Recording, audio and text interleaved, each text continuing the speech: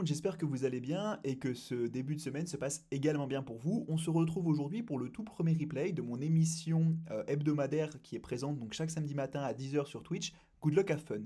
L'idée c'est que normalement je vous proposerai des replays que j'aurais réussi à enregistrer en live, mais malheureusement pour cette toute première édition, mon logiciel de capture a craché, donc je n'ai pas la première partie. Heureusement, ne vous inquiétez pas, la seconde partie, l'interview avec Mathieu Guigorez, elle est bien enregistrée et donc du coup je pourrais faire un petit montage a posteriori et vous proposer un contenu de qualité sur Twitch et sur YouTube. Alors on va essayer d'organiser ça en trois temps. Dans un premier temps je vais vous présenter un petit peu le concept de Good Luck Have Fun, l'émission. Dans un second temps j'aborderai la question du projet professionnel. J'essaierai de le définir puis ensuite de vous montrer comment on peut réussir à en construire. L'idée c'est pas de vous proposer un cours ou une masterclass mais plutôt des éléments de compréhension, des clés de lecture pour que vous puissiez de votre côté faire vos recherches ou alors commencer à construire justement votre projet. Et dans un troisième temps, la partie peut-être la plus importante de cette émission, on abordera du coup de nombreuses questions et de nombreuses problématiques avec Mathieu Guigourez, étudiant en philosophie, passionné par les jeux vidéo et par l'e-sport.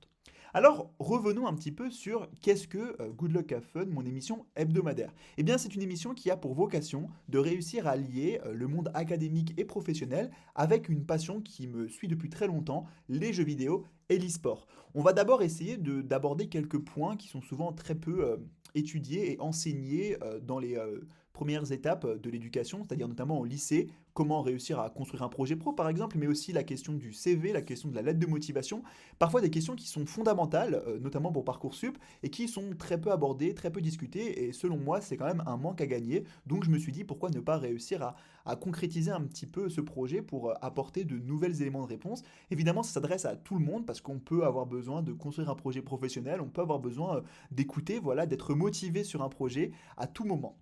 Ensuite, c'est aussi avec la volonté de réussir à créer du lien entre différents acteurs du monde de l'e-sport et du jeu vidéo qui donc agissent parfois dans l'ombre, ont justement une carrière dans ces domaines qui sont aussi passionnants et des personnes qui seraient potentiellement intéressées que j'ai lancé cette émission. En effet, l'idée derrière tout ça, c'est de pouvoir vous proposer des petites interviews de nombreux acteurs, de nombreuses personnes qui travaillent dans le domaine du jeu vidéo, de l'e-sport.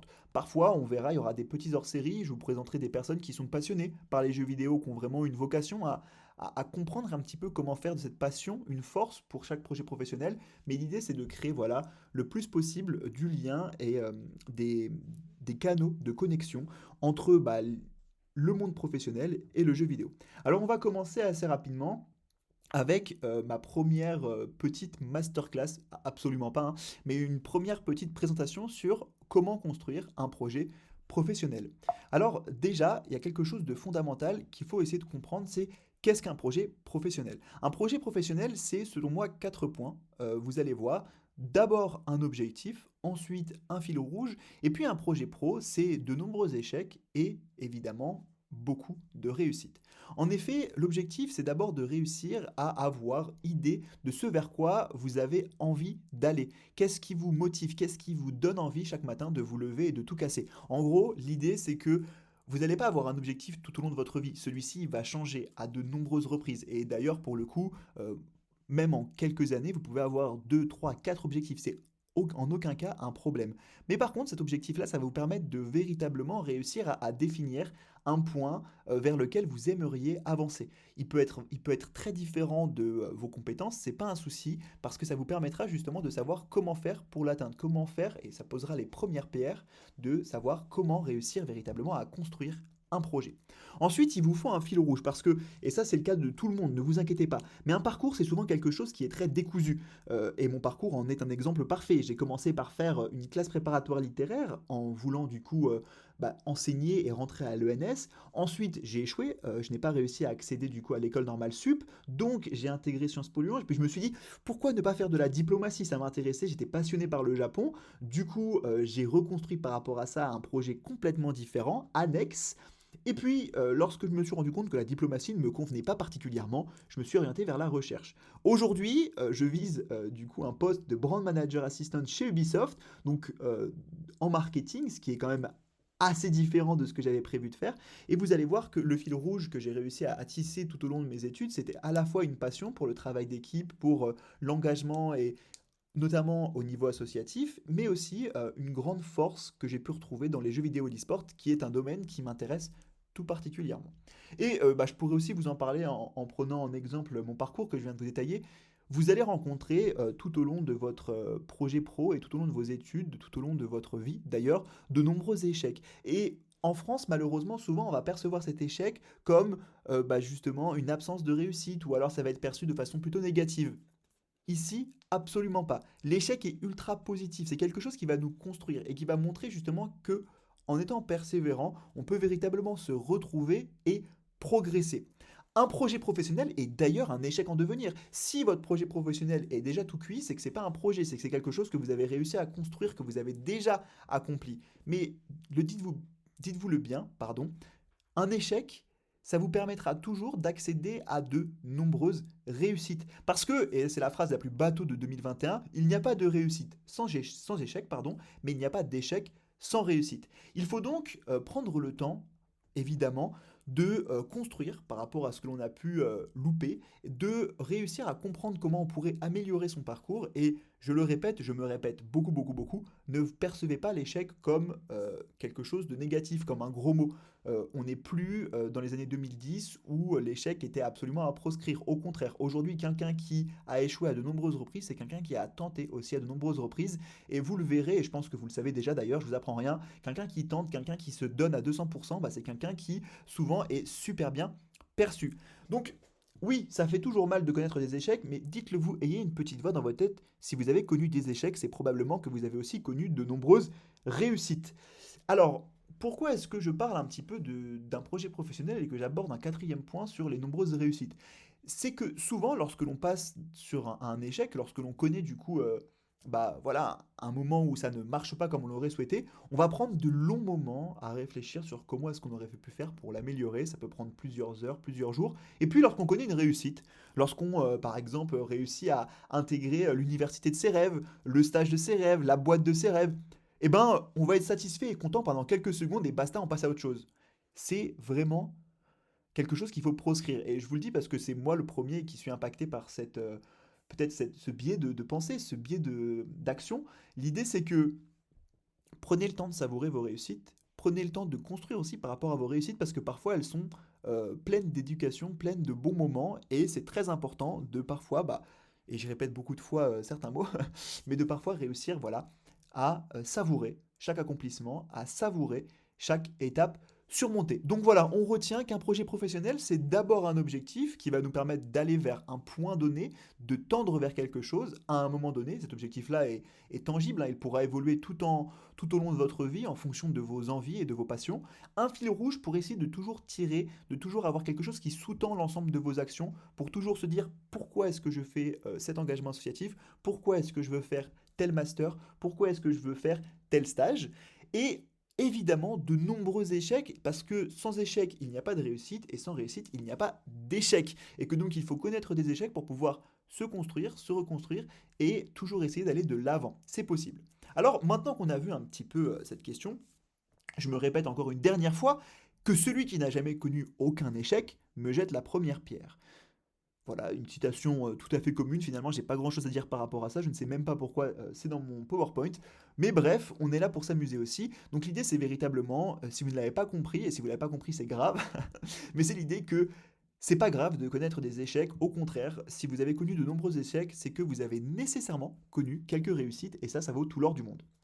Maintenant, comment réussir à définir son propre projet professionnel? Parce que souvent, on va vous poser des questions, on va vous dire, mais t'as pas une envie dans la vie, t'as pas quelque chose que tu as envie de fonder, de créer, et puis si vous êtes un petit peu comme moi, c'est-à-dire quelqu'un qui joue aux jeux vidéo de temps en temps, a une vie plutôt chill, tranquille, vous allez vous dire, oui, tout et rien finalement. Je suis motivé par tout, et puis en même temps, je préfère chill tranquille sur LoL pendant 12 heures pour passer et pour perdre 300 LP parce que c'est ma vie quoi. Donc l'idée c'est un petit peu de réussir à bâtir et à construire quelque chose en pensant à ce qui a pu nous plaire dans le passé. Parce que voilà les questions bateau qu'on va vous poser. Moi, c'est des questions qu'on m'a posées lorsque je faisais des cours justement sur les constructions de projets professionnels. Et c'est des questions qui sont tellement compliquées. Enfin, je vous mets au défi de réussir à me répondre à la question qui suis-je? Je n'ai jamais pu répondre à cette question. En fait, la question qui suis-je, c'est une question qui doit vous faire dire Qu'est-ce que vous appréciez? Qu'est-ce que vous avez aimé? Et moi, j'ai une petite idée. Alors, évidemment, vous avez la première option qui est de dire, de faire une description factuelle de qui vous êtes. Mais la véritable identité, en fait, de cette question, la véritable volonté, c'est de vous faire plonger dans des expériences passées qui ont pu vous plaire pour que vous puissiez en tirer les points les plus positifs. Petit exemple par rapport à ça, lorsque je me suis posé cette question pour savoir un peu ce que je voudrais faire après mon Master 2, donc à l'ENS de Lyon, lorsque j'ai décidé de ne pas continuer dans la recherche, je me suis posé cette question et puis bah après 6 mois de réflexion sans jamais savoir qui j'étais, je me suis dit mais qu'est-ce qui t'a plu Romain dans tes expériences passées? Et là j'ai eu la chance de pouvoir justement me souvenir que bah, lorsque j'ai fait le BAFA, j'ai beaucoup apprécié travailler en groupe avec différentes individualités, avoir un peu cette effervescence sur chaque projet, de véritablement réussir à tous collaborer vers un objectif commun. Ça m'a vraiment beaucoup plu. Et puis je me suis dit, dans mes expériences associatives, j'ai apprécié communiquer. Enfin, je veux dire, je suis plutôt à l'aise avec Twitter, j'utilise Discord quasiment tous les jours, donc pourquoi ne pas réussir à trouver un peu un projet qui allie à la fois ma passion pour les jeux vidéo et l'e-sport, mon envie de toujours travailler en groupe avec plusieurs personnes, et puis cette volonté très forte de réussir du coup d'entreprendre à plusieurs. Et puis, une fois que je me suis posé cette question, il y a une seconde question qui est super importante, mais qui est aussi super compliquée. Qui ai-je envie de devenir? Alors, Ulysse vous dirait personne, et je pense que je suis à peu près dans ce cas-là, parce que c'est très compliqué de savoir ce que l'on a envie d'être dans plusieurs années, mais essayez de réfléchir un petit peu à, voilà, cet objectif dont je vous ai parlé, c'est le moment où il faut le mettre en avant. C'est pas devenir quand vous aurez 70, 80 ans. C'est pas de devenir quand vous aurez 40, 50 ans. C'est qu'est-ce que vous avez envie de devenir dans 1 an, 2 ans. Qu'est-ce que vous avez envie de faire? Alors là, on oublie un peu toutes les questions qui vous effraient, qui peuvent effrayer, qui sont des questions matérielles parfois. Il faut évidemment gagner de l'argent, il faut évidemment rembourser des prêts étudiants pour ceux qui ont dû en faire malheureusement, etc. Mais posez-vous 2 secondes et dites-vous qu'est-ce qui me ferait le plus plaisir. Pour cette question-là, c'est assez simple. Moi, souvent, j'utilise les passions, dans le sens où je sais qu'une passion, c'est compliqué de la transformer dans le domaine pro. On a des passions qu'on préfère garder dans le domaine individuel. Par exemple, on peut adorer cuisiner pour sa famille, on peut adorer cuisiner pour soi, alors que honnêtement, devenir cuisinier, c'est vraiment pas le kiff, et c'est compréhensible. Mais parfois, vous avez quand même des passions qui sont véritablement sociales. Je pense que c'est d'ailleurs le cas des jeux vidéo et de l'e-sport qui se transforment de plus en plus à ce niveau-là. C'est comme le sport d'ailleurs. Et ben, pour le coup, ça peut être justement quelque chose qui va sous-tendre vos envies dans les quelques années qui suivent. Vous ne serez jamais ancré dans un seul domaine. Vous pouvez devenir et vous pouvez travailler dans le domaine des jeux vidéo et puis vous reconvertir dans le domaine pardon, de la grande conso si ça vous plaît. Ensuite, une troisième question qui est quand même assez importante, c'est quelles sont mes compétences? Alors désolé pour l'écriture inclusive, j'avais un doute sur le masculin ou le féminin pour skill, euh, surtout qu'en fait skill ne doit pas être écrit avec l'écriture inclusive, mais du coup, essayez de réfléchir quelques secondes et de vous dire, voilà, vous êtes par exemple une personne ultra motivée, certes, mais est-ce que c'est vraiment pour vous, par exemple, d'aller dans la station spatiale alors que vous avez fait des études en marketing? Est-ce que c'est vraiment quelque chose de positif pour vous de vouloir devenir astrophysicien après un BTS en audiovisuel? Toutes ces questions-là, elles sont super importantes parce qu'elles vont évidemment aussi réussir à cadrer un petit peu plus votre projet professionnel. Donc ces 3 moments fondamentaux, essayez de les garder en tête, essayez de vous dire, ok, Qu'est-ce que qu'est-ce qui m'a plu dans mon passé? Qui suis-je? Qui ai-je envie de devenir? Quelles sont les actions que j'aimerais accomplir? Où est-ce que j'aimerais me retrouver dans 1 an, 2 ans, maximum 5 ans? Si vous arrivez à savoir si dans 5 ans vous serez heureux en étant par exemple brand manager dans telle ou telle compagnie, chapeau, moi c'est absolument pas mon cas. Et puis ensuite vos compétences évidemment parce que bah on va le voir juste après, mais il faut pas non plus mélanger passion et compétences, sinon ça peut créer des monstres qui parfois bah, sont pas très beaux à voir. Parlons peu, parlons passion. Alors évidemment, vous ne trouverez dans aucun cours sur les projets pro la question de la passion. Parce que déjà, je propose un cours quasiment exclusif que pour vous. Non, mais avant tout, sans blague, parce que c'est souvent un gros mot, ou peut-être pas tellement un gros mot, mais quelque chose que l'on va mettre dans un tout petit coin de son CV en bas à gauche. J'adore faire du sport, j'adore les jeux vidéo, et encore, il y a une époque, c'était très mal perçu, hein, on en parlera plus tard avec l'interview de Mathieu Guigorez, et j'adore les voyages. C'est fini tout ça. Je pense véritablement qu'aujourd'hui, on peut apprendre énormément et tirer beaucoup plus d'expérience de sa passion, c'est-à-dire de son voyage en Chine, au Japon, à Taïwan par exemple, que on peut aussi apprendre que lorsqu'on est en études ou lorsque l'on apprend du coup dans un master une compétence spécifique. Néanmoins, et ça c'est un point que je souhaite aborder avec vous parce que c'est quelque chose d'extrêmement important, Vous êtes passionné, on est tous passionnés, on a tous des domaines dans lesquels on s'implique à 200% par rapport, voilà, ça peut être l'e-sport par exemple, mais attention, une passion n'est pas une compétence. Et ça, je vous le dis parce que on voit de plus en plus de formations, on voit de plus en plus de certificats. Bah, vous proposez en fait un certificat sur une passion, sur un domaine tellement large que c'est impossible aujourd'hui de le réduire à un simple certificat. Et là, pour ceux qui suivent un peu Twitter, qui suivent un petit peu le domaine des jeux vidéo et de l'e-sport, je m'adresse particulièrement au certificat e-sport à 400 $. Le prix, à la limite, c'est pas quelque chose qui me choque parce que c'est pas, je pense, le principal problème. Ce qui est problématique, c'est de proposer un certificat e-sport. Qu'est-ce que ça veut dire? Vous avez déjà vu quelqu'un proposer un certificat foot, un certificat cuisine? Alors, je parle pas de savoir cuisiner, je parle pas d'une compétence qui se développe et qui s'apprend. Là, je vous parle d'un certificat qui vous permettrait d'avoir des qualifications dans un domaine tellement large que, en fait, il y a quasiment aucun spécialiste et que vraiment les spécialistes ne savent pas tout. Bon, un spécialiste ne sait jamais tout, on est bien d'accord. Mais faites bien attention. Une compétence, c'est des connaissances, c'est si vous êtes historien, voilà, des connaissances et un savoir-faire. Ça peut être savoir faire une dissertation, par exemple, savoir écrire un ouvrage, savoir enseigner. C'est très important. Évidemment, je rajoute moi ma petite touche perso, c'est le partage et le travail de groupe. Parce que si vous n'arrivez pas à partager votre compétence, ben, posez-vous les bonnes questions. Ça veut peut-être dire que vous n'avez pas de compétences dans ce domaine-là. Alors évidemment, il faut partager avec les bonnes personnes et avec modération. C'est comme tout, parce que sinon, eh ben, vous vous retrouvez à ne plus avoir de temps pour vous. Alors, une fois qu'on a un petit peu abordé ces différents points, hein, je vous rappelle, on a d'abord essayé de définir approximativement un projet professionnel. Ensuite, on a essayé d'aborder la question de comment réussir en partant de ses expériences passées et de ses volontés et de ses passions, du coup un objectif et du coup notre propre projet. Maintenant, on passe à la troisième étape, on passe à l'action. Si on va réussir, on va essayer de confronter son projet pro à la vie réelle, IRL, pour les personnes qui connaissent un petit peu le gaming. Alors il y a trois mots-clés que je vais essayer de déplier avec vous. Le premier, c'est expérience.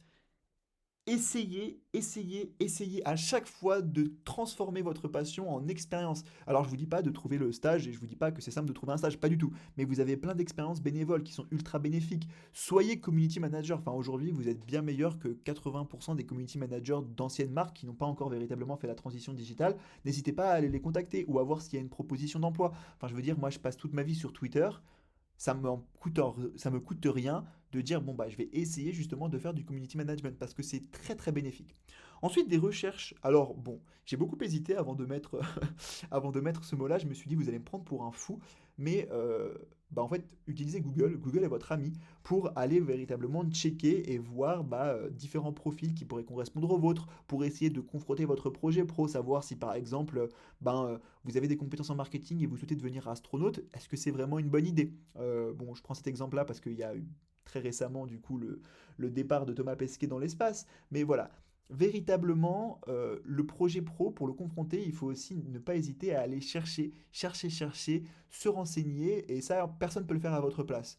Vous pouvez, avec Google, aujourd'hui, accéder à des bases de données immenses très facilement. Donc faites-le, ça vous coûte rien. Entre deux parties de League of Legends, entre deux parties de Valorant, entre deux parties de Rainbow Six, vous allez chercher, vous vous dites, bon bah voilà, ça peut être intéressant, ça moins, et évidemment, ça vous permettra de progresser. Ensuite, discuter. Alors, ça peut paraître assez dingue, mais vous avez LinkedIn par exemple qui est un super réseau pour ça. N'hésitez véritablement pas à aller créer des discussions avec de nombreuses personnes. Vous le verrez, et ça c'est quelque chose d'assez intéressant, vous apprendrez beaucoup plus sur votre propre projet en discutant avec des personnes qui ont fait le stage que vous souhaitez, l'université que vous souhaitez, que vous ne pourrez jamais réussir à le trouver sur Internet. En gros, l'idée, c'est que n'hésitez pas à aller contacter des personnes qui ont un profil qui vous intéresse, parce que souvent, ces personnes-là se sentent valorisées, que vous puissiez les contacter. Et puis, vous pourrez vraiment en retirer d'excellentes et de très positives expériences. Évidemment, toujours avec une touche de respect, un bonjour, un merci, un au revoir, ça fait jamais de mal. Je préfère le préciser parce que parfois, malheureusement, certaines personnes sont peut-être un peu trop emportées, un peu trop la tête dans le guidon, et donc elles n'osent pas ou elles y vont un petit peu de manière frontale en mode Inch'Allah, on verra, je fonce dedans, je fonce dans le tas. Non, vraiment, prenez le temps de respirer, ne vous inquiétez pas. D'ailleurs, on passe à ce point-là. Euh, vous pouvez prendre le temps de reculer un petit peu et de dessiner une mind map. Alors là, vous allez me prendre pour un fou. vous inquiétez pas, je suis fou. Mais l'idée, c'est véritablement de vous dire, vous avez 5 points à développer, donc vous faites un arbre, un super arbre, et puis bah, vous allez, avec une branche, dessiner votre parcours, c'est-à-dire quelles sont mes expériences académiques, professionnelles, associatives.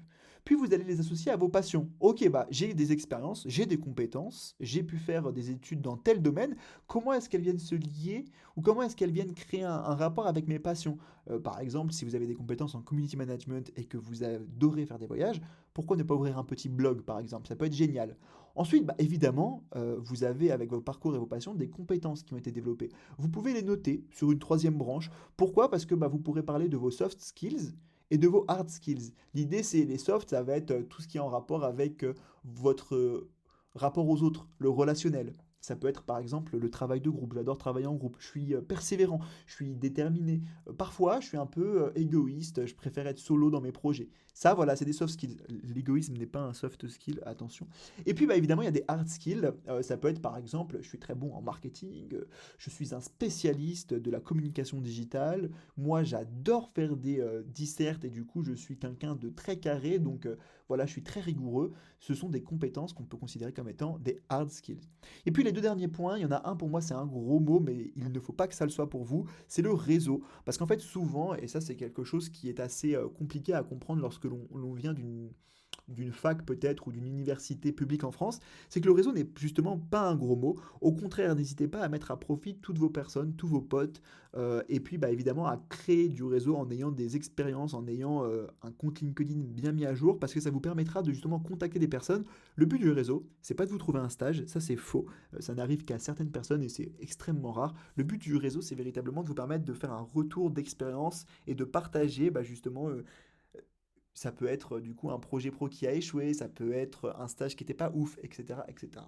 Enfin, la motivation, alors ça peut vous paraître dingue, ça peut vous paraître fou, mais c'est quelque chose d'extrêmement important. Parce que si demain vous réunissez tous les points pour un job, mais qu'on vous demande de déménager de Paris pour aller à Annecy par exemple, eh ben, il faut que vous soyez capable de le faire. Et ben ça rentre dans les cases de la motivation. Donc vous me faites une petite cinquième branche, et est-ce que vous serez capable d'aller bosser en Europe? Est-ce que vous serez capable de partir bosser à l'étranger? Est-ce que pour le coup, vous apprécierez déménager dans un village de 600 habitants? Moi, j'avais pris comme exemple lors de mon live un truc vraiment complètement déjanté, mais imaginez Ubisoft ouvre un studio dans un petit village paumé dans le 7-7 avec 700 habitants. Est-ce que vous êtes prêt à partir là-bas et à faire une croix sur votre vie associative, si vous êtes sur Paris, mais aussi votre vie étudiante, votre vie avec vos potes, etc. Quoi. Enfin, c'est très compliqué, donc n'hésitez pas à le prendre en compte et à noter pas mal de petits points.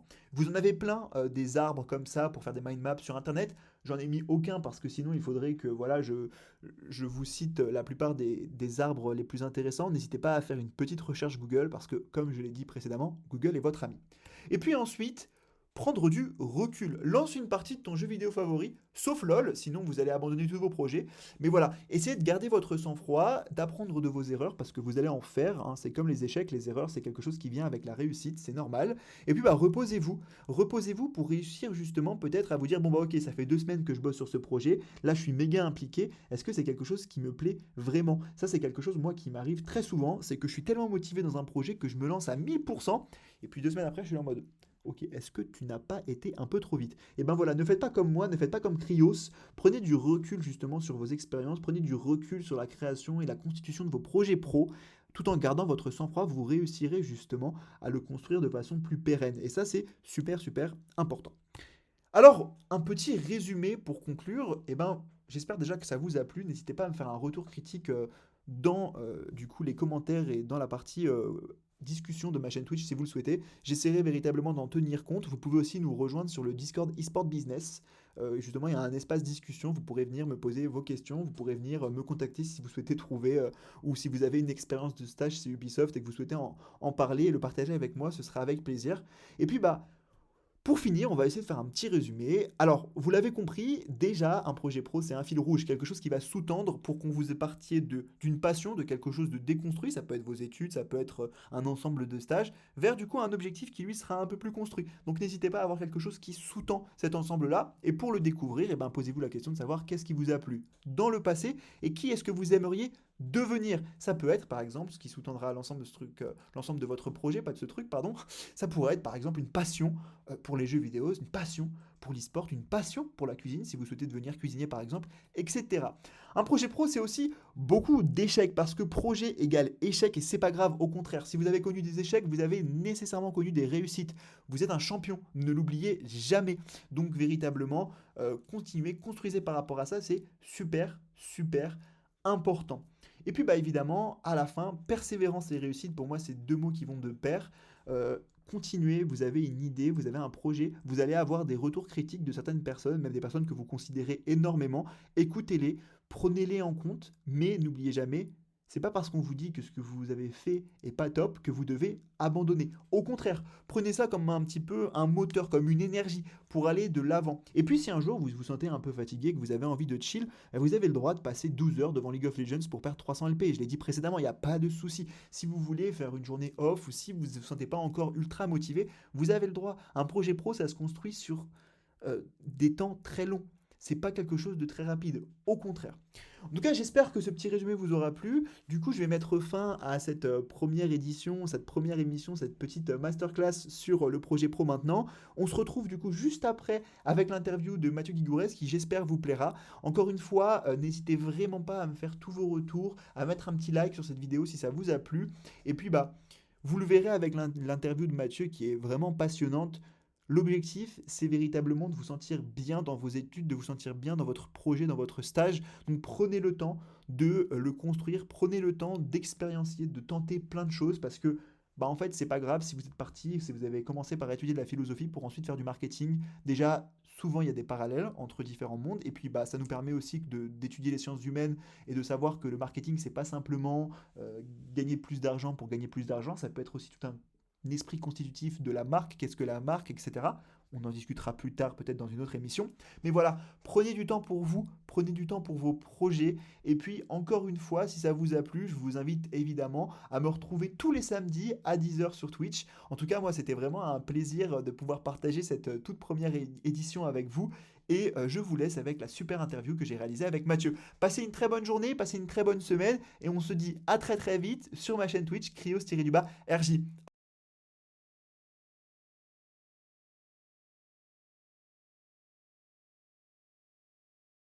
École de commerce post-bac directement, ça m'a pas du tout plu. C'était beaucoup de réseaux à avoir déjà au préalable, beaucoup de peu entre guillemets d'émulation comme moi je l'attendais. Donc ça m'a pas plu. J'ai fait une réorientation. Je suis parti en classe préparatoire littéraire où on s'est rencontrés. J'ai tenté du coup les écoles de commerce et l'ENS une première fois que j'ai raté. Je les ai retentés une seconde fois avec Sciences Po. J'ai été admissible à Sciences Po Paris. J'ai échoué aux oraux.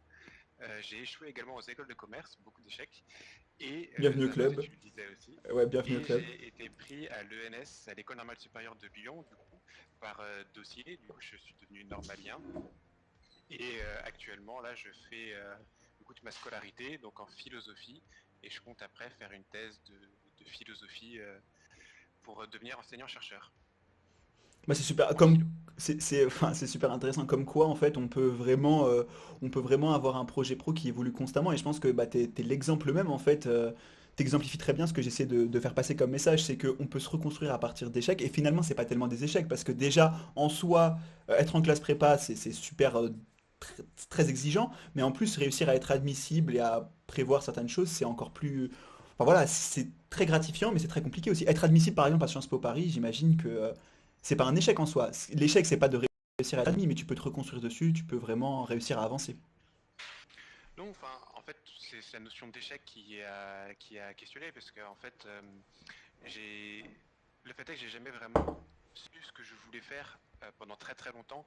Même encore récemment, c'était assez vague, c'était assez flou, mais je savais que tant que je passais des concours, tant que je me confrontais à des choses, je pouvais jamais vraiment perdre. En fait, il n'y a pas Hmm. vraiment de notion d'échec. Ok, juste, alors 2 petites secondes, Mathieu. Je vais juste en profiter parce qu'on me dit on t'entend tout bas, ce qui n'est pas normal. Donc je vais peut-être couper la musique pour qu'on t'entende mieux de façon simplement, voilà. N'hésitez pas à me faire des retours Je hein, peux si vous essayer de entendez pas. raccrocher mon micro. Voilà, Je vais aller plus fort. est-ce que vous entendez mieux Mathieu ou pas maintenant? J'ai essayé de rapprocher mon micro et je parle maintenant plus fort. On entend Mathieu mais moins bien que toi Romain, oui. Ok, en fait, malheureusement, je pense que c'est parce que comme j'utilise un Mac pour stream, il risque d'y avoir de petits soucis. Mais bon, tant que vous entendez Mathieu, c'est le plus important. Du coup, on revient un petit peu sur ce qu'on était en train de dire. Je vais parler plus fort, je vais essayer de faire des efforts pour parler plus fort. Ouais, non, désolé, désolé, parce que bon, j'imagine que t'es. Du coup, là, Donc, raconte-nous un petit peu pourquoi est-ce que tu as décidé de t'orienter vers de la philosophie, comment est-ce que ça s'est fait, comment est-ce que ça s'est construit comme parcours. Est-ce que tu peux, voilà, nous expliquer brièvement et rapidement comment tu as fait pour construire ton Alors, projet? le gag, c'est que j'ai jamais vraiment voulu faire de la philosophie. Je me suis un peu retrouvé là parce que j'ai échoué à tous les autres concours que j'avais passés. Même la prépa littéraire, je voulais faire une prépa économique puisque j'étais passionné d'économie. Et au lycée, mon prof de philo m'avait dit jamais tu réussiras à quelque chose dans la filière littéraire parce que c'est pas fait pour toi, t'as pas la fibre littéraire, t'as pas la fibre philo. Du coup, juste pour lui prouver qu'il avait tort, j'ai mis une prépa tout au bas de mes choix PB. Manque de peau, du coup, c'est celle-ci où j'ai été pris. Donc du coup, en fait, ça a été un petit chemin où en fait j'ai découvert la philo, pardon, j'ai découvert la philo en classe prépa. C'est quelque chose qui m'a passionné et j'avais jamais vraiment prévu de faire de la philo mon métier.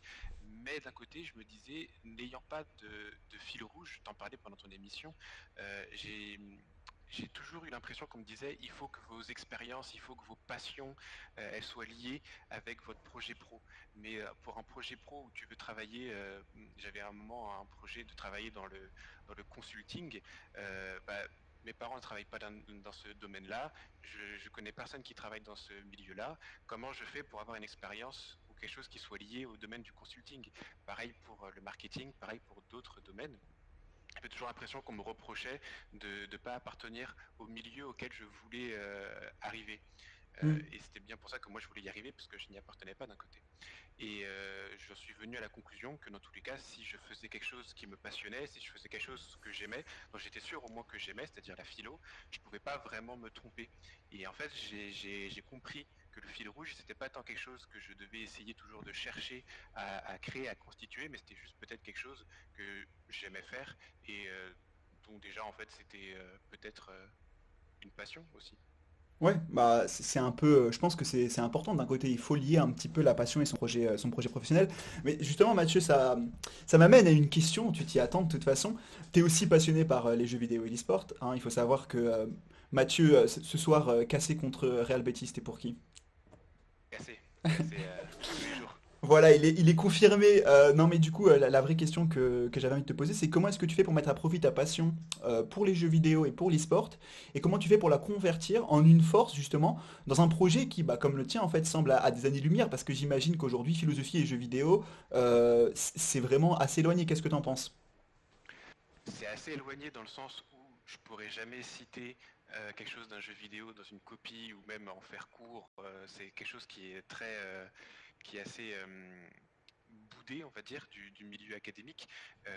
J'ai été très très longtemps joueur de MMORPG. J'y jouais, enfin, j'ai eu des périodes vraiment de gros geekage instance où je passais 15, 16, 17 heures de mes journées à être sur des MMORPG, donc vraiment aux antipodes de ce qu'on pourrait attendre des étudiants de philo classique, on va dire. Mais pour moi, les jeux vidéo, alors, outre la passion, je trouve qu'il y a vraiment toujours une sorte déjà de domaine artistique qui est totalement culturel en réalité. Et en plus, il y a une source quasiment infinie de références historiographiques, de références en anglais. Combien de gens ont appris l'anglais au travers des jeux vidéo et non pas à travers de Ouais, leurs cours d'anglais?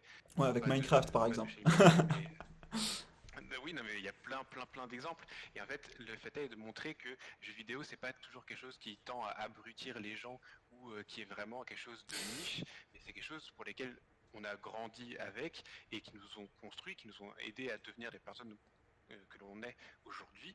Et je pensais par exemple à la Civilization 6, tous ces jeux comme ça qui sont en plus basés sur d'événements historiques, de personnages historiques, Mm. c'est c'est c'est toujours une source de connaissances que beaucoup de personnes jugent basse, on va dire, Ouais. mais qui en fait est une mine d'or. Mhm. Il y a, comment dire, il y a Hugo qui dit à l'époque Dofus, trois petits points, ne commencez jamais un MMO. Et t'as Louis Charles qui dit Totalement, le jeu vidéo est une forme d'art et possède des vertus pédagogiques indéniables. Et je pense, bah, pour rebondir sur la question de Louis-Charles, qu'est-ce que tu penses justement des vertus pédagogiques, pardon, des jeux vidéo? Et est-ce que tu penses qu'aujourd'hui, c'est une petite question rapide, hein, est-ce que tu penses qu'aujourd'hui, enseigner la philosophie en partant comme support du jeu vidéo, ça peut être quelque chose d'intéressant ou au contraire, c'est encore, c'est pas suffisant? Je dis pas que ce serait le seul support, évidemment, hein, ne pas... Mais est-ce que tu penses que ça pourrait être un bel axe d'entrée, notamment en terminale, où on arrive en terminale, on n'a jamais fait de philo de notre vie, et on se retrouve à devoir étudier des auteurs directement dans le texte quand on sait à quel point ça peut être compliqué. Oui, je pense que ça peut faire partie d'un support. Je pense pas que ça puisse devenir le matériau principal à partir Ouais. duquel on va Mhm. tout. Je vais pas dire que Civilisation 6 ou Dofus, ça replace toujours Platon et Aristote, loin de là, mais je pense qu'il faut essayer de déconstruire l'idée selon laquelle on fait de la philosophie à partir d'un objet classique, d'un objet d'une culture classique. Aujourd'hui, la culture, elle est beaucoup plus diversifiée et on voit que à travers des jeux vidéo, on a beaucoup de matériaux de réflexion qui s'offrent à nous, notamment, alors moins dans les jeux un petit peu type MOBA ou voilà, LOL, Fortnite, etc. Je ne vais pas dire qu'il y a des matériaux de réflexion énormes là-dedans, mais dans des jeux type The Last of Us, type Civilization 6, il y a il y a toute une théorie politique autour de Civilization 6, il y a plein de réflexions morales et éthiques dans The Last of Us, dans des jeux comme les jeux de Telltale, tous tes choix ont une conséquence, etc., etc. Je pense qu'on peut partir d'un cas d'école qui est pris d'un jeu vidéo et après voir comment on peut appliquer, comment on peut en faire un objet de philosophie sans pour autant devenir la philosophie en elle-même. Mais je pense que ça va prendre du temps avant d'y arriver. C'est quelque chose que j'aimerais beaucoup partager si jamais j'enseigne un jour, enfin je compte enseigner un jour. Mais pour autant, je sais que ça ne sera pas valorisé sur des exemples au bac, sur des exemples au Ouais, copies. ouais, ça c'est clair. On nous l'a déjà dit vraiment stricto sensu. Ne mettez pas d'exemples tirés de animés, de mangas, de jeux vidéo. C'est jugé comme inapte à la réflexion philosophique. Et je pense que ça, c'est vraiment une conception ultra conservatrice et très vieille école. Et pour le moment, ça tend encore à rester, mais je pense que d'ici quelques années, ça va encore plus se démocratiser. Ouais, bah d'un côté, on le voit aussi un petit peu avec, alors c'est l'histoire, c'est pas la philosophie, hein, mais de plus en plus, notamment Ubisoft qui maintenant a quasiment toute une partie d'un studio dédié justement à l'historiographie et justement le travail, comment à partir d'un jeu vidéo on peut enseigner l'histoire. Alors même si c'est évidemment incorrect et que ça remplace pas un professeur et un manuel d'histoire, c'est toujours un plus en fait, c'est un support et c'est dommage aujourd'hui de se voir privé d'un support qui intéresse autant les jeunes quand on sait que bah on pourrait justement faire partir une réflexion. Après, l'objectif c'est quand on fait partir, c'est comme une discussion, on fait partir une discussion d'une question, mais on résume pas la discussion à la question. Je pense que c'est pareil pour c'est assez similaire pour la philosophie. Et du coup, alors je sais pas ce que toi t'en penses, mais est-ce que tu penses qu'on peut prendre dans le sens inverse, c'est-à-dire que la philosophie aujourd'hui peut être utile quand on souhaite s'investir dans le monde du jeu vidéo et de l'e-sport? J'ai déjà un peu une expérience, une idée, parce que je pense qu'aujourd'hui la philosophie te permet d'avoir, ne serait-ce que dans le management, ou ne serait-ce que bah, moi qui fais du marketing, je vois tout l'intérêt que peuvent avoir des apprentissages en philosophie, mais est-ce que tu penses qu'aujourd'hui, bah, par exemple, quelqu'un qui a fait une L3 en philosophie peut bah, se réorienter vers le monde du jeu vidéo? Alors, il faut bien qu'il ait une expérience significative qui s'y rapproche hein, dans l'e-sport ou dans le jeu vidéo, mais est-ce que tu penses que ça peut être véritablement mis en avant comme c'est fait parfois dans les pays anglo-saxons, aux US, en Angleterre, où la philosophie sert le management, sert l'entreprise? C'est beaucoup plus répandu dans le domaine, enfin dans le milieu anglo-saxon que ça ne l'est en France. Ouais. Aujourd'hui, en France, on a encore beaucoup de mal à percevoir les ponts qu'on peut faire entre justement philo et jeux vidéo, philo, management, philo, tout ça. On conçoit la philosophie uniquement à travers le spectre de l'enseignement. C'est-à-dire que si tu fais de la philosophie, c'est uniquement pour l'enseigner, jamais pour l'appliquer, ce qui est un peu dommageable, mais c'est que la conception française. Après, je pense qu'à partir d'une L3 de philo, tu peux totalement faire une réorientation.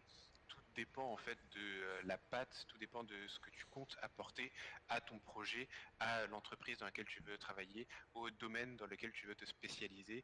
Euh, L'important, c'est pas juste de dire j'ai fait de la philo, du coup je sais des trucs, mais de montrer comment en fait tu peux apporter des réflexions à la trame scénaristique, à la DA d'un jeu, à la direction artistique d'un jeu, tout ça. C'est comme tu le disais en fait, c'est pas simplement dire j'ai fait telle école donc je peux travailler dans le domaine de l'e-sport ou j'ai tel certificat qui m'a coûté tel ou tant d'argent donc je suis certifié pour travailler dans l'e-sport, mais toujours savoir Mm. qu'est-ce que je peux apporter, qu'est-ce que quelle est la valeur de mes expériences et ici de la philo pour que je puisse l'appliquer à un domaine.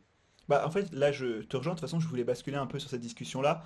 Là, ça fait un petit peu le buzz depuis quelques jours sur Twitter. Maintenant, quelques personnes commencent à défendre ce fameux certificat. Moi, j'en ai un avis extrêmement tranché. Ça se ressent sur mon Twitter. Je voulais savoir un petit peu ce que tu en penses, toi. Est-ce que tu penses qu'aujourd'hui, alors, je parle des certificats ou je parle des formations qui ne vont se concentrer que sur un champ, c'est-à-dire sur un domaine, en disant on va te rendre spécialiste de tel domaine, sans apporter derrière une compétence, alors technique, hein, par technique, tu peux être spécialiste en philosophie, c'est une compétence technique, entre guillemets, le mot est peut-être mal choisi, mais qu'est-ce que toi tu penses justement de ces certificats-là et de cette volonté peut-être de surfer un peu sur la vague e-sport, jeux vidéo en ce moment? Alors, je pense du coup qu'il y a deux parties dans ta question. C'est d'un côté ce Ouais. certificat à 400 $ justement pour certifier de ta valeur en e-sport. Je pense que ça Mm. c'est totalement. Alors même si peut-être l'intention peut être louable pour dire aujourd'hui je suis vraiment motivé au point de vouloir faire des jeux vidéo mon métier et j'essaye de le démontrer par des certificats. Je pense dans tous les cas que contre ce qu'ils disent, soi-disant ça vise de la méritocratie. On ne peut pas dire que ça vise de la méritocratie quand tu le fais payer 400 $. Et puis la Il y a mérite. forcément déjà Mm. une limite financière à tout ça, c'est-à-dire que tu ne parles pas à n'importe qui, tu parles à ceux qui peuvent se payer 400 $ pour avoir un certificat. Je t'ai Complètement. coupé, pas. Non, non, non, je disais, je rebondissais sur le terme de méritocratie. Est-ce que la méritocratie aujourd'hui, c'est un concept qui est vraiment dépliable? Est-ce que ça existe vraiment? Là, on pourrait parler pendant très longtemps de ça, C'est mais. encore une autre question qui va être encore pendant qui va être très très longue. Non, je pense qu'en fait, comme avec la philo, quand je disais pourquoi la philosophie est aussi euh, comment dire ça, dédaigneuse vis-à-vis des jeux vidéo, c'est qu'en fait, le jeu vidéo est une culture, un capital que nous on possède, mais qui n'est pas forcément possédé par les hautes sphères, celles qui ont soit le pouvoir académique, soit le pouvoir financier. Les jeux Ouais. vidéo sont majoritairement représentés par des personnes venant de la classe moyenne ou moyenne supérieure, et du coup, c'est une sorte de culture populaire qui aujourd'hui a du mal à se distinguer d'autres cultures, et on se distingue généralement par une culture qui est peu ou pas répandue. Et du coup, le jeu vidéo peine à se démarquer, et c'est là où on voit du coup toute la prolifération d'écoles se disant spécialisées dans le domaine de l'e-sport, mais on ne peut jamais véritablement faire une école d'e-sport. C'est-à-dire qu'à la limite, on peut essayer de faire des entraînements pour devenir joueur professionnel, ça totalement, mais après, il faut bien remarquer que l'e-sport est une industrie, et au sein de cette industrie, il y a plusieurs branches. Tu peux très bien faire de l'e-sport, tu peux très bien faire du marketing et te spécialiser sur l'e-sport, de l'événementiel, de l'audit financier, du coaching, des ressources humaines. Tu peux faire tout ça.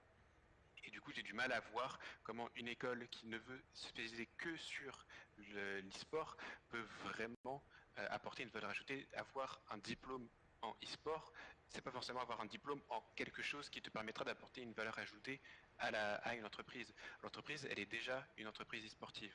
Donc elle ne recherche pas forcément un diplôme e-sportif. Elle recherche un diplôme ou une personne qui a des compétences en marketing, qui a des compétences pour faire vivre Ouais. cette entreprise. Bah Et c'est d'ailleurs. là la différence Hmm. fondamentale, je pense. Complètement, bah, pour le coup, je partage ton avis. D'ailleurs, après avoir fait quelques interviews, entretiens blancs, et même dans le cadre d'Ubisoft, souvent ce qu'on te demande, c'est pas, et d'ailleurs on me l'a dit, hein, on m'a dit, on te demande pas d'être passionné par nos jeux vidéo, on te demande pas d'être un fada du gaming ou de l'e-sport, on te demande d'avoir une compétence. Après, évidemment, si encore une fois tu as une passion pour ce domaine-là qui sous-tend ton engagement et qui te pousse encore à être encore plus motivé pour l'entretien et plus motivé pour ton boulot, c'est parfait. Mais l'idée, c'est vraiment avant tout d'apporter une compétence. Et bah là, pour le coup, je te rejoins complètement.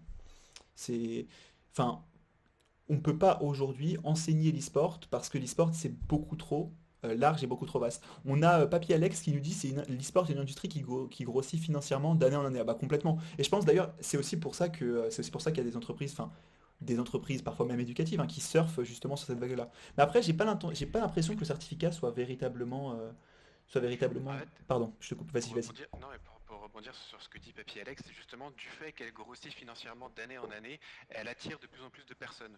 Ouais. Et du coup, la question vient se poser comment du coup on distingue deux personnes qui ont parcours académiques tout à fait honorables, qui sont spécialisés en marketing. Comment on en vient à les distinguer si les deux n'ont aucune expérience dans le milieu de l'e-sport, qui est peut-être encore un milieu assez fermé, parce qu'il y a peu d'entreprises véritablement spécialisées Mhm. dans ce domaine-là. Comment on va les distinguer? Et c'est là où du coup des gens veulent apporter des certificats payants, pour dire ah bah telle personne a un certificat de e-sport, c'est que il ou elle doit être bien euh, comment dire, bien, je ne saurais pas dire quel Ouais, adjectif c'est il faut choisir, compliqué. mais bien certifié, on va dire, Ouais, bien c'est ça, mais certifié pour travailler dans le milieu de l'e-sport, mais c'est quelque chose qui est totalement intangible, quoi. Il n'y a pas vraiment de valeur ajoutée à ce certificat, si ce n'est de passer des trucs, des sortes d'épreuves, où je ne sais même pas véritablement ce que ça va être comme épreuve pour attester de la capacité e-sportive d'un candidat ou d'une candidate. C'est quelque chose qui reste encore assez flou, mais c'est quelque chose qui était déjà très très répandu auparavant au sein même des écoles de commerce.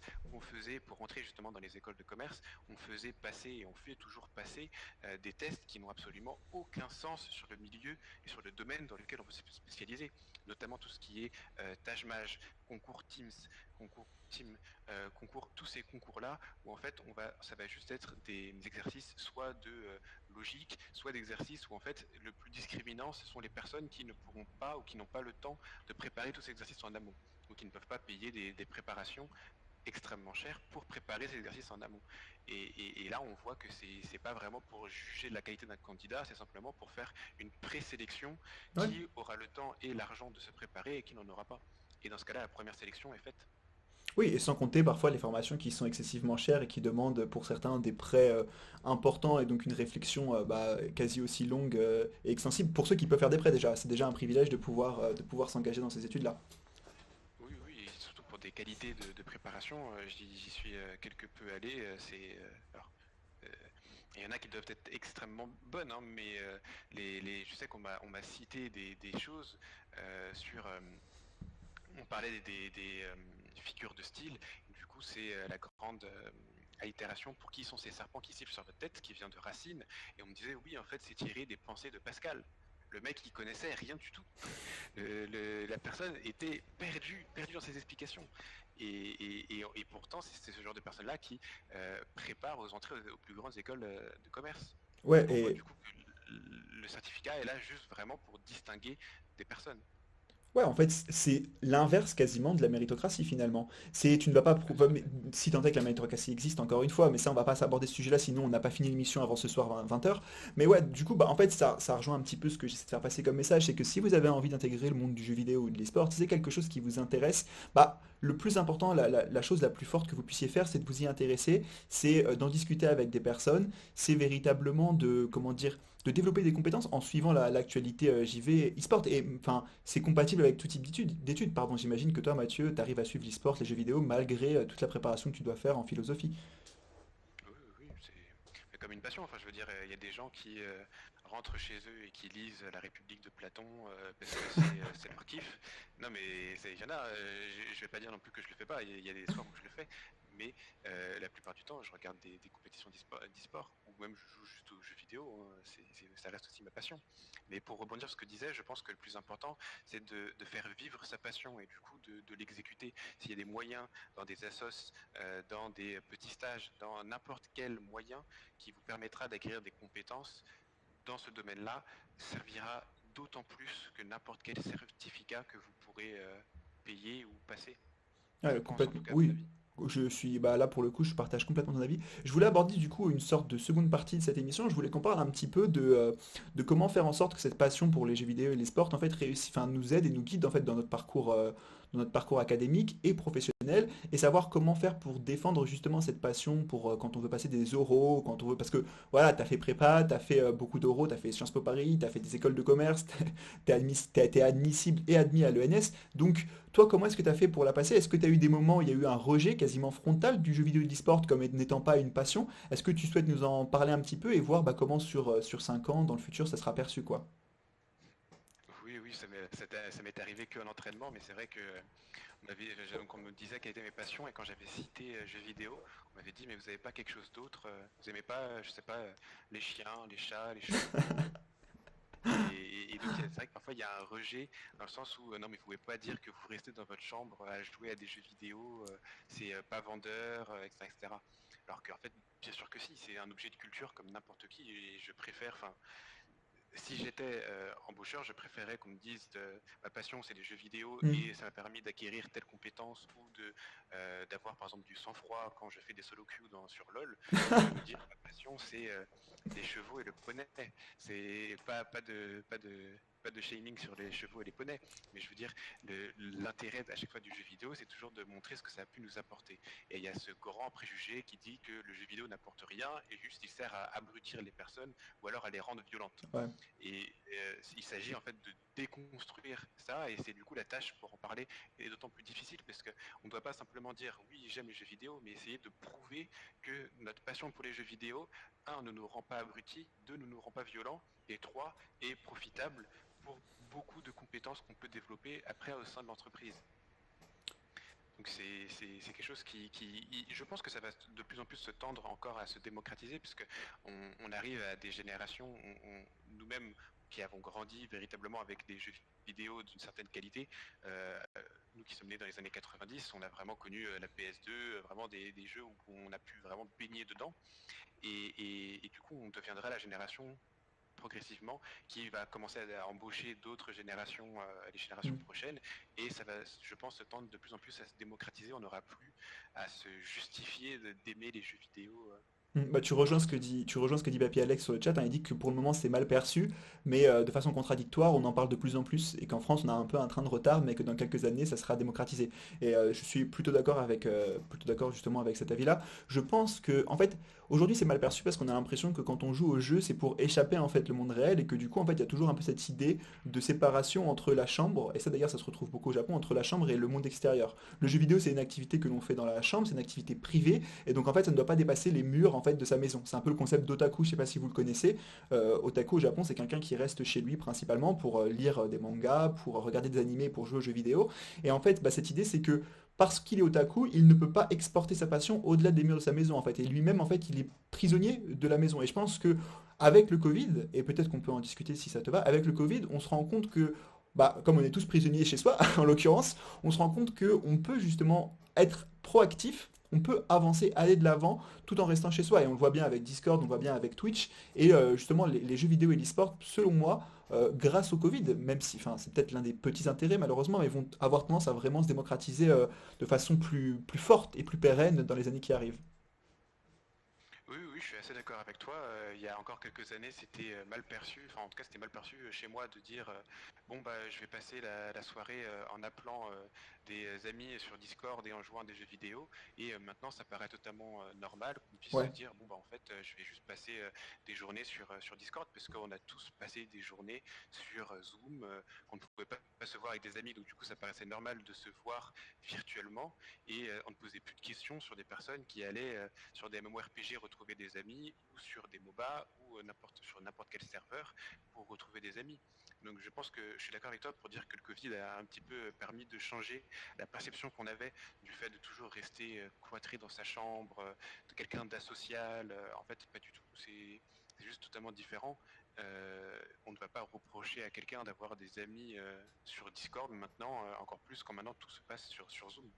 Ouais, bah oui, non, mais complètement. Et d'ailleurs, je rebondis sur le commentaire de Papy Alex. Il me dit: J'ai connu et j'ai encore la Master System avec Alex Kidd, ma première console de jeux vidéo, ça me rajeunit pas. Je la connais même, je sais pas contre toi, je la connais pas cette console de jeux vidéo, je suis désolé. Je sais pas si je suis trop jeune. Je dois être trop jeune, Alex. Tu pourras nous enseigner justement un petit peu toute l'histoire du jeu vidéo parce que je pense qu'aujourd'hui on peut parler, on peut commencer à parler d'histoire du jeu vidéo, mais c'est peut-être pour un prochain sujet, pour une prochaine émission. La première console en France, eh ben, je ne la connaissais pas. Pour le coup, tu vois, j'ai commencé à jouer aux jeux vidéo avec la Game Boy, et c'est vrai que bah, du coup, pour rejoindre, on est quand même une génération qui a grandi avec le jeu vidéo, et je pense que de plus en plus, on pourra défendre cette passion comme étant une force dans nos projets professionnels. Et c'est un peu comme ça, et c'est pour ça que je fais venir Mathieu, c'est qu'on n'est pas obligé de travailler dans l'univers du jeu vidéo et de l'e-sport, et Mathieu nous montre, hein, Enfin voilà, il fait de la philosophie, il pourrait vous parler pendant très longtemps de ce qu'il fait et de sa thèse et même des projets qu'il a, il en parlera un peu après, avant la fin de cette émission. Mais on peut avoir un domaine de compétences qui est à des années-lumière du monde du jeu vidéo et de l'e-sport et pourtant en faire sa passion et sa force. Et évidemment, l'objectif, c'est peut-être de réussir à créer des ponts entre ces différents domaines, de réussir à créer des ponts, comme on l'a dit tout à l'heure, entre la philosophie et les jeux vidéo, et paradoxalement, comment les jeux vidéo peuvent être support pour la philosophie. Je sais pas si tu as quelque chose à rajouter sur ce que je viens de dire, Mathieu. Non, Non, non, non, mais c'est alors, juste si tu as un commentaire supplémentaire à faire. non, non, non, bah, enfin, c'est vraiment l'idée de, enfin, on le sait tous en fait, je pense, Hmm. nous qui jouons à des jeux vidéo, que les jeux vidéo sont pas juste, c'est pas juste du Candy Crush où tu alignes des bonbons et c'est quelque chose d'assez, à un niveau extrêmement bas de stimulation intellectuelle, quoi. N'importe quel jeu vidéo t'apprend quelque chose, ne serait-ce que par des histoires, ne serait-ce que par un engagement du joueur. Il y a toujours déjà quelque chose qui est changé en nous quand on joue à un jeu vidéo. Il y a toujours soit l'enseignement d'une langue différente, soit l'enseignement de la gestion de stress, de la gestion de sa propre colère, d'une gestion de l'aim, d'une gestion d'économie, des ressources. Il y a plein de compétences qu'on a été amené à stimuler au travers de notre expérience du jeu vidéo et qu'il s'agit en fait de faire retranscrire et de dire à autrui que toutes ces capacités-là, on les a développées grâce à l'univers du jeu vidéo. Et ne Hmm. serait-ce aussi que sur un domaine purement artistique, hein, je veux dire, c'est aussi extrêmement beau, c'est extrêmement appréciable de voir toutes les différentes directions artistiques de beaucoup de jeux vidéo. Et on le reconnaît sur différents, par exemple, films.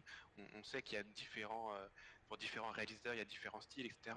Je pense qu'il y a aussi différents styles pour chaque jeu vidéo qui est réalisé par différents studios, par différents euh, scénaristes, par différents directeurs artistiques. Donc il s'agit aussi de reconnaître l'intérêt de cette culture du jeu vidéo. Ouais, bah complètement. Bah, d'ailleurs, Papy Alex dit que sur Wild Rift, donc, qui est un MOBA, hein, c'est la version mobile de League of Legends, si tu sais pas gérer ton mental, si t'as pas de stratégie, ça peut vite devenir compliqué. Et qu'il est du coup d'accord avec nous. Et pour moi, je rajouterais même, en fait, League of Legends, c'est un projet de groupe qui part en live. Souvent, ça me fait rire de le dire, mais quand on part du principe qu'un projet de groupe, c'est souvent 4 5 personnes et que bah, il y a toujours des conflits et tout, League of Legends, c'est quasiment, il y a que des conflits dans un projet de groupe parce qu'on est ensemble, on n'a pas le choix, on est obligé de faire un projet commun qui est de détruire le Nexus face à nous. Et l'objectif, c'est de gérer en fait les différentes individualités. Tu vas avoir ton top laner qui décide de run-down, tu vas avoir ton mid laner qui veut faire du 1v1 constante. Et donc finalement, le jeu vidéo peut permettre de développer des compétences. Peut-être que dans 5 ans, on pourra mettre en soft skill, c'est jouer à League of Legends ou c'est tempérer une équipe de 5 joueurs. Mais en tout cas, Et, vas-y, vas-y. et Honor 5 sur League of Legends. Ah mais non, mais ça ne touche que l'élite. L'élite en France, je pense, d'être honneur 5. Je fais partie de cette élite, Mathieu aussi. On est trop gentil, on n'est pas assez toxique. Mais non, vraiment, je pense que bientôt, parmi les soft skills, on pourra justement parler de tous ces soft skills qu'on développe dans les jeux vidéo. Et encore aujourd'hui, je suis quasiment, enfin, je suis quasiment certain que comme aujourd'hui, on peut dire je fais du running, je fais du football pour mettre en avant certaines compétences, et qu'on peut te dire, qu'est-ce que vous a apporté le football, par exemple, et bah peut-être que bientôt, j'espère le plus rapidement possible. Je fais pas trop d'illusions, mais par exemple, bientôt peut-être qu'on pourra dire qu'est-ce que vous a apporté à votre niveau, votre rank sur League of Legends. Et c'est quelque chose qui m'a énormément frustré, ça, parce que du coup j'ai fait pas mal d'années par exemple de tennis. Je sais que beaucoup de gens par exemple ont fait du foot, et il y a toujours cette ambivalence où on dit ah oui c'est génial que vous ayez fait du foot ou du tennis, ça a dû vous apporter énormément de choses. Il faut absolument que vous le mentionniez dans des entretiens d'embauche ou pour des entretiens d'école de commerce. Mais par contre les jeux vidéo, vous n'en parlez absolument pas. Non, c'est quelque chose qu'il faut pas en parler, quoi. Et j'ai tellement plus appris sur ma propre personne, sur mes propres compétences et d'un point de vue linguistique, historique, économique, surtout, que juste sur du tennis, que ça m'a toujours énormément frustré de devoir dire oui, je suis quelqu'un de sportif et j'ai appris la concentration et le dépassement de soi avec le tennis. Non, c'est faux. Je fais que du LOL. Bah pour le coup, non mais je suis d'accord avec toi. Après, encore une fois, il faut toujours réduire le jeu vidéo au niveau de passion, hein, c'est-à-dire ne pas aller en faire sa compétence principale, ne pas en faire sa force, ne pas dire quelle est votre compétence dans votre projet pro, bah je suis master sur LoL, sauf si vous voulez devenir joueur professionnel de LoL, ou sauf si vous voulez devenir streamer, là on est bien d'accord. Mais en fait, ça doit être quelque chose qui base sous-tend encore une fois votre projet professionnel et vos compétences, vos hard skills que vous avez développés avec des connaissances et des études, hein. On n'oublie pas que du coup, les hard skills, les compétences, ça rend mélange de savoir-faire avec justement, donc savoir-faire mise en pratique, avec justement des connaissances. Et là-dedans, on y rajoute un petit peu une dose de partage, hein, je le répète encore une fois, parce que c'est très important de partager. Il y a du coup, alors on a Louis-Charles qui nous dit, et même en histoire, le jeu vidéo peut apporter de nouvelles connaissances si l'on se penche sur les textes historiques donnés à la connaissance du joueur, les descriptifs de civilisation dans Age of Empires 2 ou Total War. Bah, je pense que là, avec Civilization, on en a un peu parlé tout à l'heure, mais c'est complètement vrai, ça, je suis d'accord avec toi, hein. J'ai jamais autant appris, c'est faux, mais j'ai beaucoup appris en jouant justement à ces jeux-là en l'occurrence. Je suis totalement d'accord. Et oui, Age of Empires, c'est un sacré monument, même si pour le coup, je suis plus un joueur de Civilization 6 avec Mathieu. On se fait quelques parties bien sympas, mais ça prend 24 heures. Comme quoi, on peut réussir à mêler études, projet pro, stage en devenir et passion pour le gaming. Mathieu, est-ce que il est 11h20, est-ce que tu as un petit commentaire à faire par rapport à ça? Sinon, Non, enfin, alors juste précision, quand j'ai dit que je jouais énormément, je jouais pas forcément énormément en prépa. Et ouais. notamment après Je- sur le Hmm. post-bac, j'ai vraiment séparé ma vie d'études et ma vie des jeux vidéo parce que au bout d'un moment, j'arrivais plus à le faire moi-même. Donc Mhm. c'était vraiment, j'étais en internat et j'avais pas de console, pas d'ordi, quoi que ce soit, c'était juste du travail. Et quand je rentrais chez mes parents, c'était que du loisir et que des jeux vidéo. Mais donc c'était juste la précision. Quand je jouais 16h, 17h par jour, quand je calculais mes temps de sommeil pour avoir le bon nombre de raids à faire par jour dans mes MMORPG, c'était plus au collège-lycée. Et là encore, ça n'impactait pas forcément que mes études, quoi. J'ai jamais véritablement non plus sacrifié mes études et je pense pas que Ah bah forcément oui. il soit bon de sacrifier le virtuel, sacrifier le réel au profit juste du virtuel, Mhm. notamment pour des MMORPG, pour tout ça. Dans le chat, il y avait marqué oui, Dofus, faut jamais se lancer dans un MMORPG. Ça peut être quand même aussi dangereux de se Ouais. lancer, notamment quand on est dans des études qui prennent autant de temps dans un MMORPG. Ah bah oui, non mais bah pour le coup, clairement, bah, d'ailleurs, je voulais Juste un pour peu. préciser. Non, mais je voulais aborder cette question-là un petit peu en troisième temps, donc avant de devoir mettre un terme à cette première émission. Justement, je voulais qu'on parle un petit peu de la prépa, du post-bac et de comment on fait pour faire vivre sa passion. Ça peut être de façon associative, ça peut être de façon, comme tu l'as dit, en fait, réussir à gérer bah, à la fois des études qui sont très demandantes. D'ailleurs, on essaiera un peu de parler de l'expérience prépa pour ceux qui s'y seraient intéressés, savoir si la prépa c'est une expérience positive ou négative. Pour moi, en tout cas, la réponse est claire, c'est très clairement positif. Ça m'a beaucoup appris. Mais, euh, mais voilà, c'est vrai que, encore une fois, on soutient et on met beaucoup en avant le jeu vidéo, mais n'oubliez pas que c'est une passion, que le jeu vidéo, c'est pas, ça ne correspondra pas à l'ensemble de votre projet professionnel et que vous avez le droit d'être passionné, vous avez le droit de le mettre en avant. Moi, maintenant, aujourd'hui, c'est quelque chose que je mets en avant de façon, voilà, de façon frontale dans mon CV, hein. J'ai une section passion d'e-sport, passionné par l'e-sport, et ça m'a pas empêché d'être contacté par des startups qui voulaient se spécialiser dans la digitalisation du marché des pompes funèbres. Donc, comme quoi, aujourd'hui, de plus en plus, c'est un domaine qui se démocratise. Oui, oui, j'ai été contacté par, par une startup qui voulait digitaliser ce marché-là. Et d'ailleurs, ça doit être un marché en devenir assez important, mais on va arrêter là tout de suite. Donc, du coup, Mathieu, du coup, Mathieu, est-ce que tu veux un peu nous expliquer comment on fait pour gérer un post-bac, un engagement associatif, sa passion donc pour les jeux vidéo avec ses études? Alors, ça dépend parce que du coup en prépa, t'as pas forcément le temps de faire à la fois l'associatif, à la fois tes passions Ouais. et en même temps la prépa. Donc c'est un milieu, je pense que c'est quelque chose qui est encore différent. Après, je pense que tout est dans l'organisation en fait.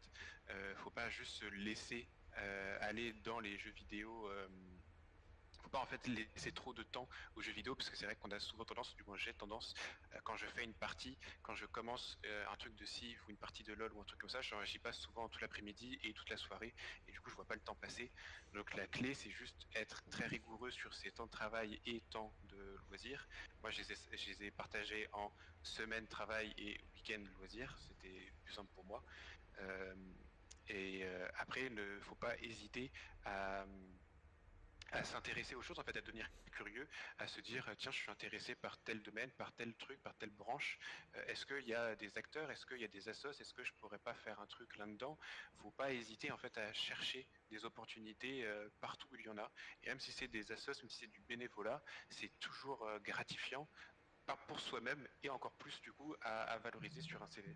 Ah bah oui, non mais complètement. Et je pense, alors du coup, pour revenir un petit peu sur la prépa, euh, je pense d'ailleurs en fait que la prépa t'apprend que justement un échec est une force et pas une faiblesse et que justement c'est autour de cela qu'on peut construire et que du coup il faut pas s'arrêter en fait au premier échec que l'on rencontre. Et je pense que c'est pareil et c'est quasi similaire dans la vie associative. Toujours se lancer, toujours chercher à aller plus loin possible. Moi, c'est en prépa que j'ai décidé, je sais pas pourquoi, en troisième année de partir au Japon, et c'est là où je me suis rendu compte que j'appréciais énormément la culture, que je voulais en apprendre plus d'un point de vue politique, d'un point de vue sociologique sur ce pays-là, spécifiquement. Donc, je pense que c'est aussi un moment où il faut expériencer le post-bac, c'est-à-dire qu'il n'y a aucune expérience qui sera mal perçue ou sous-estimée en fait. Au contraire, si vous avez envie de vous tenter, de vous lancer dans l'aventure pour être community manager dans une équipe e-sport, si vous voulez à côté voilà, faire autre chose, bosser, vous lancer sur Twitch, créer une émission, créer un contenu même écrit, hein, une sorte de mini-rédaction sur des sujets qui vous passionnent, e-sport ou quoi, lancez-vous. Je pense qu'aujourd'hui on a tous les outils pour le faire et c'est super important de le faire. Et si vous voulez devenir joueur professionnel, profitez aussi, il y a de plus en plus de structures gaming qui se créent,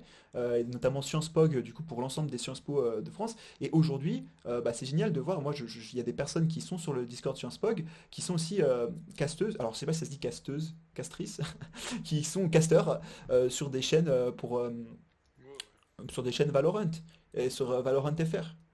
Non mais laisse tomber, j'essaie de parler français mais je parle pas français correctement. Non mais vraiment, encore une fois, aujourd'hui, lancez-vous. N'hésitez même pas à créer votre propre association gaming parce que c'est comme ça que vous allez véritablement castrer. On va éviter. On va éviter Louis Charles, merci. Désolé, désolé en effet. Non mais enfin l'idée c'est spectateur, spectatrice, tu vois, c'était l'idée. Bref, en l'occurrence, la langue française me joue de mauvais tours. Est-ce que tu as des commentaires à faire par rapport à ça, Mathieu? Est-ce que tu veux... Parce qu'il est 11h25, je sais pas si tu aimerais un peu nous parler de ton projet. Tu as un petit projet à faire, notamment lié philosophie et manga. Est-ce que tu souhaites en discuter avec nous maintenant ou pas? Ouais, on peut revenir sur la prépa Ouais, bien sûr, bien sûr. comme tu veux. Comme tu le sens Euh, honnêtement, là, on est en libre antenne, c'est t'y part, tu fais ce que tu veux. non, bah du coup, non, enfin, je voulais juste rebondir sur le fait que tu disais, oui, la prépa nous apprend à gérer nos échecs. Et en fait, je pense que c'est assez vrai. En fait, faut pas. Pour moi, la prépa était que du positif. Même s'il y a eu énormément de moments où juste tu t'effondres en larmes dans ta chambre tout seul, c'est vrai. Il faut aussi dire ce qui est. Ça m'a permis d'être là où j'en suis aujourd'hui, et j'aurais jamais, jamais, jamais pu y arriver sans la classe préparatoire. Et il y a énormément de gens qui ont fait un bond dans l'échelle sociale uniquement parce qu'ils ont fait une classe préparatoire. Donc c'est vraiment une énorme opportunité qu'il faut savoir aussi saisir et ne pas juste se dire en fait, il ne faut pas avoir peur d'aller dans un milieu où on sait qu'on va directement avoir 4 et on va nous dire bah non, bah faut tout revoir, vous connaissez rien et tout. Il ne faut pas avoir peur de ça, comme il ne faut pas avoir peur de se lancer dans un jeu vidéo où on est nul, où Ouais, de ouf. forcément tu joues à Dark Souls, tu sais que tu vas recommencer 300 fois avant de pouvoir terminer le jeu. Et pourtant, les gens adorent ça. Et c'est pas pour autant que les gens vont se dire ah non, c'est nul comme jeu. Faut pas voir ça comme une expérience totalement mauvaise. Et aussi, il faut pas avoir peur parfois de se tromper carrément, de se dire que je me suis trompé dans ma voie. Je suis parti dans une école de commerce post-bac et j'en suis venu à me dire en fait, c'est pas du tout ce que je veux faire. Et j'ai encore 18 ans, 18-19 ans, j'étais encore jeune, bah, c'est parti pour faire un virage à 180 degrés et 90 degrés, 90 degrés et me dire je fais totalement autre chose et puis on verra où ça m'emmène. Faut pas avoir peur de se dire faut pas toujours être tétanisé du fait de mettre un projet qui est parfois extrêmement haut, voire lointain, de se dire comment je vais y arriver, il faut absolument que je fasse les meilleures écoles, il faut que je fasse le truc le plus opti pour y arriver. Parfois c'est juste en prenant son temps et en appréciant ce qu'on fait sur le moment T, qu'on se dirige Ouais, lentement mais de ouf. sûrement vers son projet et qu'on le réalise Hmm. sans véritablement s'en rendre compte. Je réalisais pas que en fait pendant mes années de prépa et pendant mes masters, je préparais peut-être déjà ma thèse de philo et je le pensais absolument pas. Mais en fait, je prenais juste du plaisir à faire ce que je fais. J'avais toujours mes passions à côté, donc ça me permettait d'avoir les deux en même temps. Et en fait, ça a construit mon projet pro sans même. Déjà, j'avais pas forcément de fil rouge. Je me disais pas, faut que j'aille là-bas, faut que j'aille. Enfin, Hmm. si, je me disais, j'avais un projet et j'ai eu que des échecs là-dessus. Et finalement, bah, ça m'a emmené sur une autre voie. Et, euh, et je me suis dit, en fait, bah, je me suis beaucoup questionné en me disant comment je peux être sûr que ce projet-là, il est vraiment fait pour moi, comment je peux être sûr que je vais aimer ce que je vais faire, est-ce que je vais aimer encore ce que je vais faire d'ici 10 ans, 15 ans, 20 ans. Et en fait, c'est des questions auxquelles tu ne peux pas répondre quand tu as 20 ans, quand tu commences à peine tes études post-bac. Ouais, mais c'est ça en Et du fait. coup, Hmm. à partir du moment où tu aimes ce que tu fais, t'as pas forcément besoin de te questionner sur le sens où tu vas ou sur le projet que tu dois atteindre d'ici X années. Juste apprécie le chemin que tu parcours et puis voilà quoi. Exactement. Juste pour répondre à deux petites questions sur le chat avant de rebondir sur ce que tu as dit. Streamer, streameuse, alors ça aurait pu être le cas, mais en fait, tu sais, un streamer, c'est quand tu fais une vidéo par exemple, alors qu'un caster, c'est quelqu'un qui va commenter une compétition professionnelle dans l'e-sport. Donc c'est un petit peu différent, mais oui, en effet, je pense que comme on dit, caster, casteuse, peut-être du coup, plutôt, ou alors c'est un mot qui n'est que masculin parce qu'il provient de l'anglais avant tout. Je sais pas. En fait, c'est juste des néologismes Ouais, inventés à partir de l'anglais. Donc, du coup, il y a pas de ouais. mot en français pour dire quelqu'un qui stream. Donc, c'est streamer et streameuse. Et c'est pour ça que du coup, caster, enfin, c'est quelqu'un qui caste. Donc, du coup, on dit caster et casteuse. Je pense pas qu'il faille partir d'une étymologie plus ancienne, parce que du coup, sinon on arrive à castrice qui deviennent des gens qui castrent. Ça, Donc, non. ouais, c'est pas top, c'est pas ce qu'on veut en effet. Et puis oui, non mais enfin, c'est peut-être si on entend peu casteuse, c'est peut-être aussi qu'il faut peut-être voilà essayer de rendre l'e-sport un peu plus équitable. Mais on abordera cette question plus tard. Et à Tony Caplione qui nous dit qu'est-ce que tu penses de Griffith?